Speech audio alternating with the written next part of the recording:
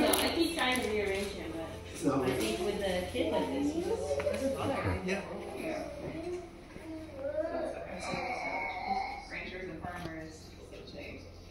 The second assistant lighthouse keepers, all those buildings up there, the big buildings. Oh, that's okay. theirs. How about this small one?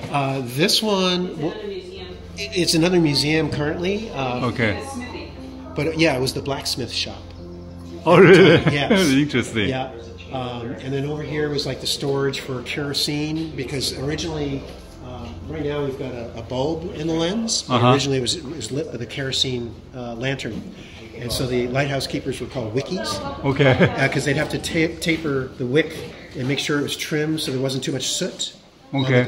On the getting black soot on the lens. Okay. And not too low that it wasn't bright enough. Okay. Yeah. But that's actually a live feed of the Fresnel lens right there, looking out to sea. Okay. So it carries, because of all the prisms in the lens, it carries about 15 miles out in good weather like this. So this, I see the lights still spinning. Oh yeah. So it's still functioning. Oh yes, okay. yes, very much so. Okay. Yeah. And that's one of the reasons we only do the tours once a month for seeing the lighthouse. We have to have someone from the Coast Guard up there, an actual person from the Coast Guard to make sure nothing happens to it, because it's used by navigators today, probably as a backup. I mean, they're probably using GPS and other satellite sat-nav. Yeah.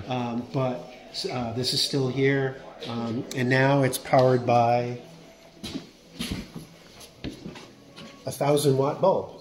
Wow, that's what's in that's powerful, very bright. Yeah, you really want to look at it, right? Yeah, exactly. Okay, so what's the lifetime for this bulb? Ooh, that I don't know. Maybe this one's past it. I know that, but I don't know the answer. Okay, but that's why they have a secondary bulb. Okay. So you kind of see that set up here. When one dies, they swap positions.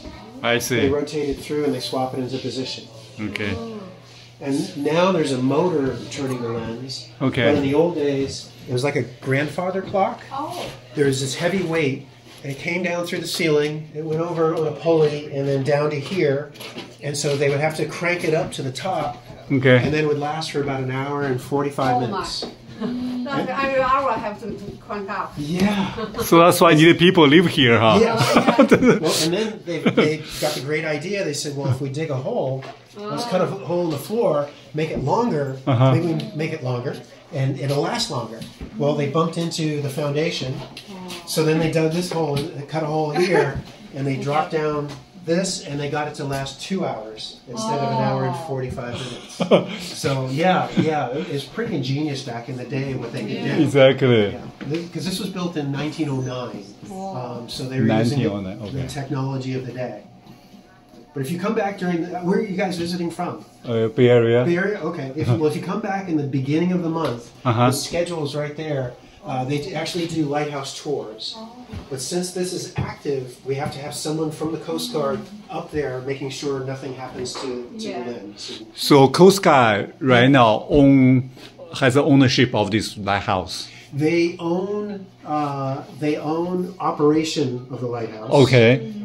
The care of the lighthouse and the lands around. It's a joint venture between California Conservancy, the state parks, Coast Guard, and then the Point Cabrillo Lighthouse Keepers Association.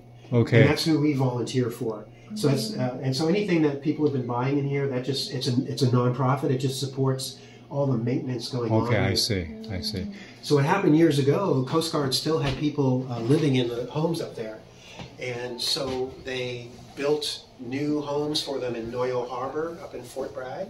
Moved them out, and that's when they started restoring the buildings.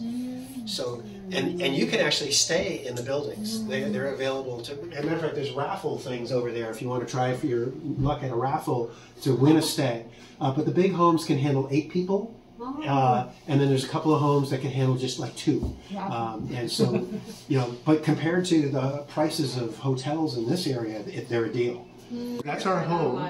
we have a motorhome, and we're in one of the two motorhomes parked at the top of the road. And so we're going to be here until mid-October. And so we're doing this just for fun. We're both retired. Nice. Good for you. Yeah, so we Good do this for a few the, days a week, and then we get to live here and walk the dogs down here. And So you got any like compensation or paid or anything? no, it's Totally volunteer, huh? They do give us full hookups for our RV, so our power and our water and Okay. our sewer connection. And so there's a value to that because there's a Pomo RV park, and I think do you remember what they charge? Like $50 a night or something? Or Now more? it's gone up like 70. Oh, so it's like 70 a night for to stay at an RV park. So that's compensation. Okay. But That's the deal. yeah, we did it also up in Puget Sound, up in Washington. We were park hosts at a community park.